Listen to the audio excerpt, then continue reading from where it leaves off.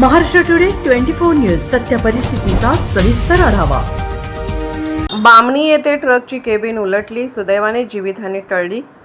सिरोंचा तालुक्यातील बामणी येथील राष्ट्रीय महामार्ग 353 सिरोंचा रेपनपल्ली मार्गावर आज दिनांक 27 मार्च रोजी सिमेंट कॉन्क्रीट व पाणी वाहतूक करणाऱ्या ट्रकचा केबिन अचानक सुटून उलटल्याची घटना घडली। सुदैवाने या अपघातात कोणतीही जीवितहानी झाली नाही। मिळालेल्या माहितीनुसार रस्त्याच्या बांधकामासाठी वापरात असलेल्या जुन्या व भंगार अवस्थेतील वाहनांचा वापर केला जात आहे। अशाच एका वाहनाने कामाच्या ठिकाणी जात असताना अचानक ट्रकची केबिन तुटून उलटला। मात्र चालकाने प्रसंगावधान राखत वाहनावर नियंत्रण ठेवले, त्यामुळे मोठी दुर्घटना टळली।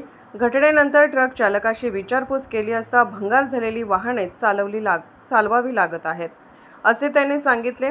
या प्रकारामुळे रस्त्याच्या कामात वापरल्या जाणाऱ्या वाहनांच्या सुरक्षिततेबाबत प्रश्नचिन्ह उपस्थित झाले आहे। स्थानिक नागरिक आणि संबंधित यंत्रणेकडून या प्रकरणाची चौकशी करून सुरक्षित वाहनांचा वापर करण्याची मागणी केली आहे।